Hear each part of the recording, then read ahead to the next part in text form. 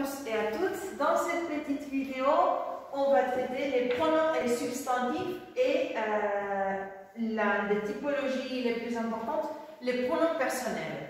De façon générale, la fonction principale d'un pronom, soit personnel ou de n'importe quel autre type, est la fonction de remplacement. C'est-à-dire, un pronom remplace une partie de la phrase normalement qui est en syntagme nominale, qui a comme noyau un substantif ou un substantif indépendant de façon isolée. Voilà la fonction principale.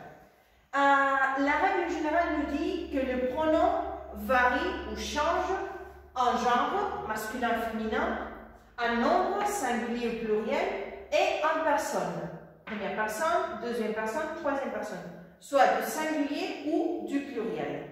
Et comme vous verrez dans les grammaires que vous allez consulter, il y a plusieurs types, plusieurs typologies des pronoms en français. Voici les plus importants ou les grands groupes principaux. Les pronoms personnels, les pronoms démonstratifs, les pronoms possessifs, les indéfinis, les interrogatifs et les exclamatifs. Vous verrez que jusqu'ici, il y a une coïncidence avec les déterminants, les types de déterminants que l'on a déjà vus dans notre cours de grammaire. Mais on doit ajouter à cette liste, en ce qui concerne le pronom, les compléments d'objet direct qui portent sur l'objet de la phrase, les compléments d'objet direct, la personne sur laquelle réside l'action de la phrase, et les pronoms en et i que l'on verra plus dans les détails dans d'autres vidéos de notre cours de grammaire.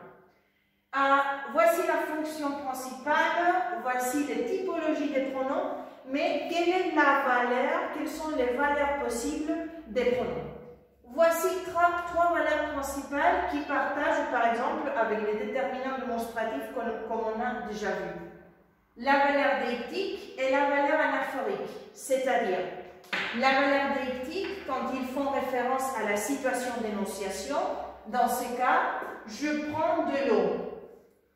Voici le pronom je, c'est-à-dire la personne qui parle, les sujets, on fait référence à travers le pronom personnel dans ces cas à la situation d'énonciation, au locuteur.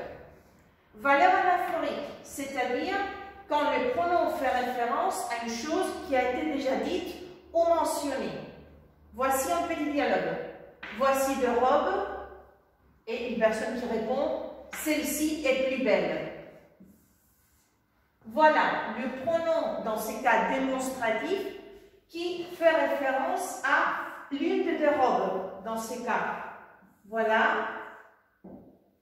les substantifs, le noyau du syntagme dans ces cas. Pour les pronoms démonstratifs, il y a cette petite remarque à faire qui indique le rapprochement par rapport à là qui indique l'éloignement, mais ça vous pourriez les vérifier dans les grammaires que vous allez consulter.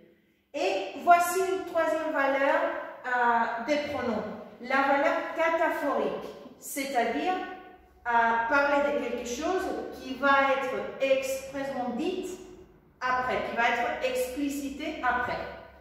Ça, c'est insupportable, la canicule ne s'arrête pas.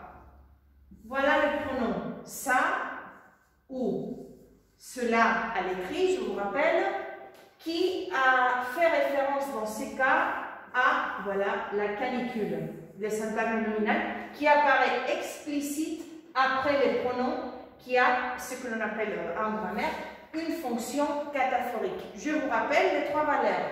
Déictique, citation d'énonciation, anaphorique, fait référence à quelque chose qui a été dit avant, et cataphorique précède le syntagme nominal que l'on va remplacer au moyen du pronom. Merci beaucoup.